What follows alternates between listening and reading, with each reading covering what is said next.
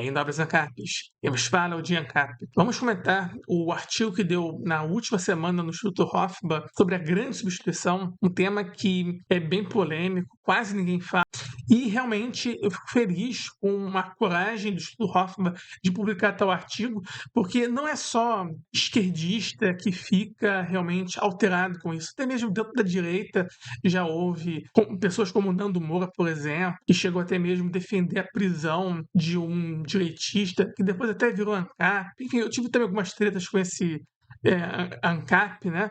Mas na época ele defendia apenas a preservação racial voluntariamente, né? E o Nando Moura fez um escândalo tremendo, até pregando a prisão dele. Também já houve no Brasil o Reinaldo Azevedo, quando na época era direitista ainda, né? E ele também defendeu uma investigação do Ministério Público contra o Edir Macedo, porque o Edir Macedo tinha pregado aos fiéis, né, a recomendação de evitar relacionamentos interraciais. Hoje, o Nando Moura e o Reinaldo Azevedo, principalmente o Reinaldo Azevedo, né, não são tão vistos como unanimidade da direita, né, felizmente. Até o Reinaldo Azevedo acho que nem se diz mais de direita, né? Mas houve esses casos, e até mesmo dentro do movimento libertário também é uma tendência também de pessoas como alta linguagem, que ficam exaltando a miscigenação. Recentemente, o Miorin estava reagindo a um vídeo do Ryan Santos. O Ryan Santos pode haver críticas a ele, tudo bem, mas ele está falando algo que é real sobre a miscigenação e propensão a dentes encavalados, tortos. Há notícias de dentista falando sobre isso, dente encavalado por causa de miscigenação. Tem estudo da UF aqui do Rio falando sobre maloclusão e miscigenação, sabe? Há uma relação sim. A estrutura óssea das raças é diferente. Se você pegar 100 pessoas, você for fazer uma investigação do esqueleto, você vai adivinhar se é subsaariano ou caucasiano em mais de 90%. A cronometria ela não foi refutada. Pelo contrário, ela foi confirmada na última década. Houve estudo na Pensilvânia provando, de fato, que o Samuel Morton ele estava certo sobre a medição de crânios. Na verdade, quem foi a pessoa que praticou uma fraude foi o crítico dele. Ele que mentiu sobre o Morton. O Morton não foi racista. Até mesmo o estudo da Pensilvânia mostra que o Morton até aumentou o crânio lá do subsaariano. Ou seja, ele errou, se ele errou ainda para favorecer, né, a teoria dos politicamente corretos. Enfim, há no movimento libertário muitas pessoas que são pró-miscigenação, que ficam endeusando, e o sistema também gosta disso, né? Já desde a década passada eu já vinha me preocupando com esse tema, quando eu vi demografias, principalmente da Alemanha, que eu vi em 2015, que era a menor taxa de natalidade do mundo, achei uma coisa muito esquisita. Eu vou aqui só ler a introdução do artigo do Instituto Hoffa, tá? Eu recomendo que vocês leiam depois na íntegra, tá? Tem aqui a foto, né, mostrando o contraste do antes e depois, como a demografia tem mudado, né? E tem aqui a introdução, né, que é a grande substituição é o fenômeno claramente observável de países anteriormente brancos se tornando muito menos brancos. Em cada país, esse processo é, até onde se pode ver, interminável. Então, ele inevitavelmente resultará na absorção da população branca por outras, portanto, substituída. Pretendo provar que esse processo é real, não uma mera teoria da conspiração, e intencional, não um mero fenômeno emergente. São no artigo Instituto Hoffman sobre a grande substituição. Há muito mais coisas de lá, mas eu aqui vou acrescentar, eu não vou fazer um react exatamente do artigo, eu vou aqui acrescentar outras questões que eu acho bem interessantes para a gente pensar de fato sobre esses planos sobre genocídio, sabe, de uma raça vista como indesejada pelas elites. Eu vou aqui voltar para os anos 40, tá? Para os anos 40, faz tempo isso, né? Tem um artigo na Wikipédia chamado Germanofobia, aqui na Wikipédia, tá? Eu que estou lendo, tá na Wikipédia, tá? Em 1941, o livro A Alemanha Deve Perecer, escrito por Theodor Kaufmann, um judeu nova-iorquino, defendia a esterilização de todos os alemães e o desmembramento territorial da Alemanha. Fecha aspas. Está aqui na Wikipédia, tá? Ele foi um empresário judeu, isso é uma coincidência, pregar nenhum preconceito, né, antissemita e tal, mas É uma coisa curiosa, vocês não acham isso? E aí vocês podem falar: "Mas isso é muito antigo, isso aí é dos anos 40 do século passado, coisa muito antiga". É, mas no século XXI também, houve algo muito, curioso, né. Houve aí um artigo na revista de Harvard, tá, não foi em qualquer lugar, e um doutor, também coincidentemente judeu, escreveu um artigo pela abolição da raça branca, né. Ele escreveu isso no século XXI. E aí vocês podem falar: "Ah, mas um empresário judeu, escrevendo um livro para esterilizar alemães". E aí também tem um doutor também de Harvard, judeu, falando de abolir a raça branca. Ah, mas essas pessoas são irrelevantes. Tudo bem, eu entendo, né, que existem 2 pesos, 2 medidas aí, geralmente, né, porque o que deve realmente valer, quem tem mesmo, importância, relevância, deve ser, sei lá, algum moleque encontrado no Discord escrevendo bobagem, aí, nossa, olha só, houve um desenho de uma suástica, e aí toda a mídia tem que falar, nossa, olha que o poder aqui que ameaça. Esses molequinhos, né, de Discord, que realmente eles são o poder que rege o mundo, deve ser isso de fato, né? Então vamos desconsiderar isso, né? Isso é só pobre coitado falando, né? Empresário judeu, doutor judeu. É uma coisa muito pequena, insignificante, né? Mas vamos voltar para o Instituto Hofbauer e vamos falar de um judeu agora assim, um nobre judeu, que foi Murray Hofbauer, o pai do anarcapitalismo. Para mim, a maior influência intelectual hoje, que eu mais considero, é o grande Hofbauer, né? Um judeu que eu admiro bastante, reivindicado por alguns ANCAPs, que ficam distorcendo o legado do Hofbauer e acusam falsamente o Instituto Hofbauer de deturpar o legado do Hofbauer, né, que é uma grande mentira isso. O Instituto Hofbauer tem sido hoje o maior divulgador do posicionamento hofbardiano, tá? Ah, mas o Hofbauer era judeu, como vocês podem criticar Israel? Tal? Sendo que o Hofbauer deixou bem registrado mesmo a crítica dele ao sionismo, e ele não foi isentão, né? Mas enfim, também existe aqui o caso que eu acho muito interessante, que pode haver também ANCAPs tentando falar, o Instituto Hofbauer está deturpando o pensamento do Hofbauer, um artigo aí alertando sobre a grande substituição. Só que não, né? O Hofbauer, o pai do anarcocapitalismo, escreveu nos anos 90, no artigo Nações por Consentimento, escreveu o seguinte, abre aspas, anteriormente era fácil descartar como irrealista o romance anti-imigração de Jean Raspail, O Campo dos Santos, do qual praticamente toda a população da Índia decide se mudar em pequenos barcos para a França. E os franceses, infectados pela ideologia progressista, não podem se render à vontade de impedir a destruição nacional, econômica e cultural. Fecha aspas. O Hofbauer escreveu isso nos anos 90, tá? No artigo Nações por Consentimento. Então, antes que alguém venha falar, nossa, isso é um absurdo, esse artigo do Instituto Hofbauer está deturpando o legado hofbardiano. Não. Nos anos 90, Hofbauer já escrevia sobre isso, né? Falava sobre destruição nacional causada por imigração massiva.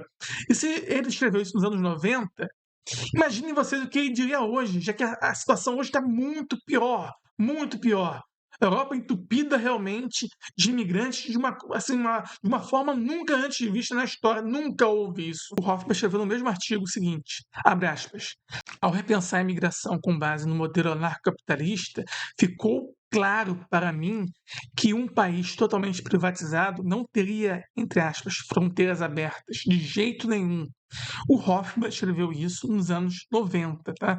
Então, mais Hofbardiano do que o Instituto Hofbauer, eu acho que ninguém vai encontrar, não. E ainda no Instituto Hofbauer, eu vou citar um artigo que saiu há uns 3 anos lá, chamado Não é Antissemitismo, é ódio generalizado aos brancos, que é um artigo bem interessante, fala de um caso de uma militante negra que acabou menosprezando o sofrimento dos judeus na Segunda Guerra Mundial, chamando de briga entre brancos.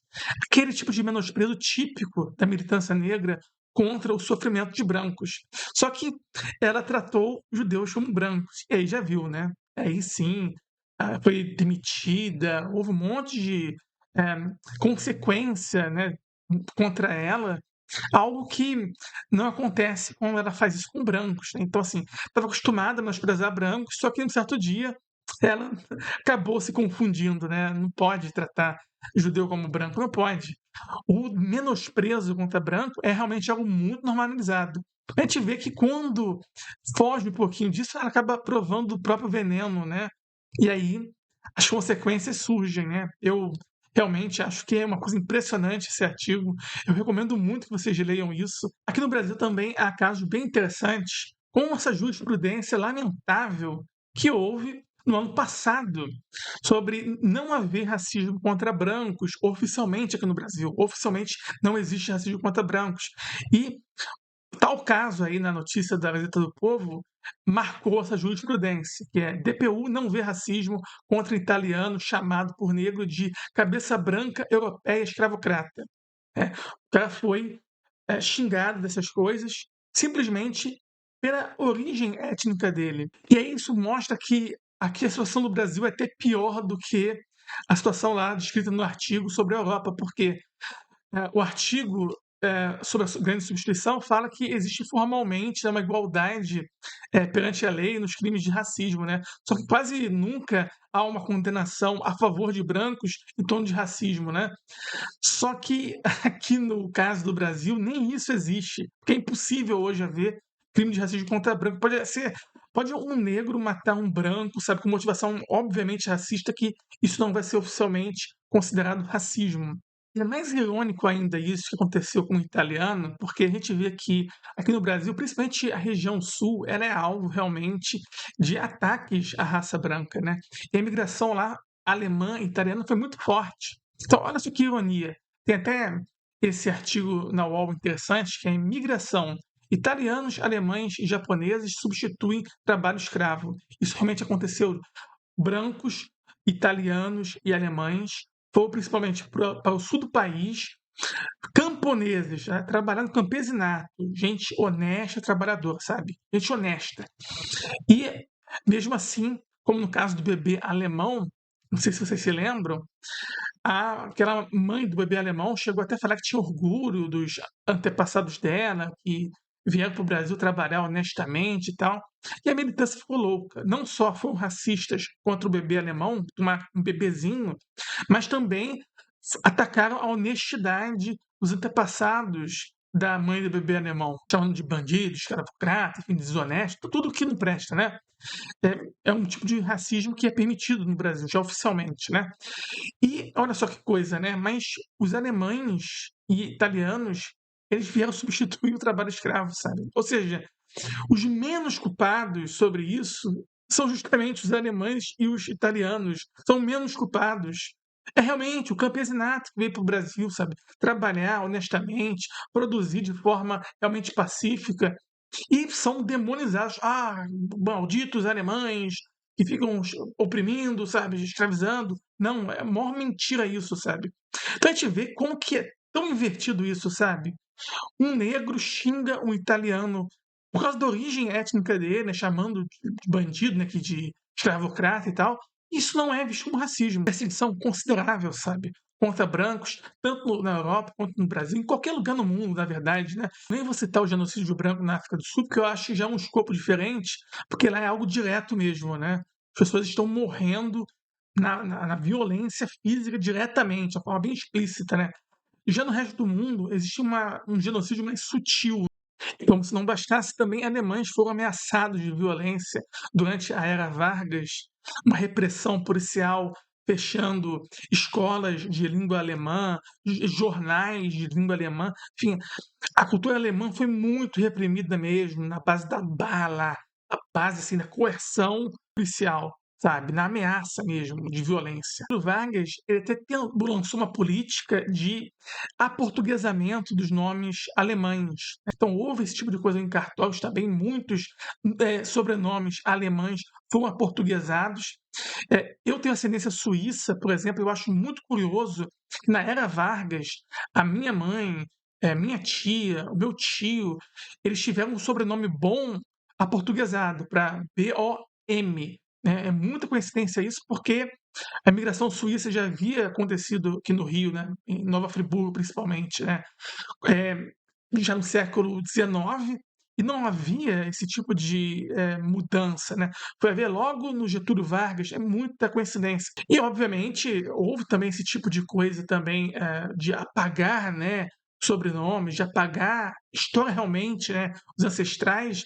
Isso também houve com os negros, obviamente, né? Então, um monte de negro com sobrenome português, isso também é uma coisa também lamentável, né? Então, estou falando que é exclusividade dos alemães, negros também sofreram bastante com isso, né? Eu acho lamentável que negros aqui não tenham o seu sobrenome, né? Faz referência ao seu antepassado, uma homenagem aos seus antepassados, né? De ver que o Brasil não tem realmente essa coisa, né, de os antepassados e tal. Isso também se dá também por causa de uma violência, não foi algo tão espontâneo assim, sabe? Nesse sentido também, eu discordo de boa parte da direita quando ataca o movimento negro, chamando o movimento negro de malvadão, né? Por defender que miscigenação é genocídio também, né?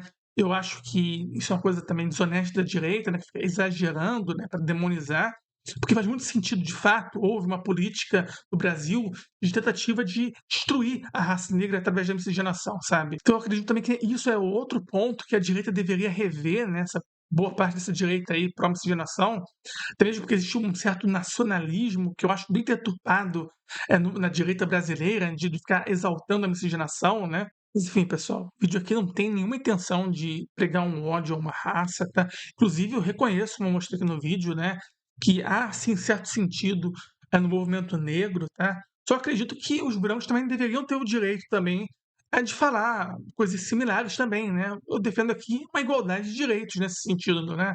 Mas a gente vê que hoje está totalmente desequilibrado, né? Juridicamente, muito desequilibrado contra o branco. Então, não negando que realmente houve injustiças contra negros, mas eu acredito que os brancos também eles têm que ter o direito também de sua autodeterminação. Mas enfim, pessoal, pelo assunto de hoje, eu termino aqui o vídeo, mas eu vou só aqui acrescentar uma errata no meu último vídeo, porque o Instituto Hofbra até compartilhou os meus vídeos sobre o fiasco do debate do Miorin com o Altman, e o Instituto Hofbra escreveu no Telegram deles: Odin Lúcido, só esse telefonema que nunca existiu. Que eu ouvi lá no canal do Alta Linguagem, do Miorin, falando, né? O Kioka teria ligado para ele, questionando, né, sobre os se tinha sido comprado pelos judeus. E eu até achei interessante isso, mas o Rafa desmentiu o Miorin, né? Então, curioso, né? O Miorin mentiu aí. Eu tinha também deixado na minha aba comunidade o agradecimento e o compartilhamento do Hofba aos meus vídeos, né? Mas eu deixo aqui também a errata, tá? Eu esqueci também de comentar sobre isso, né? Mas enfim, pessoal, esse foi meu vídeo, então até a próxima.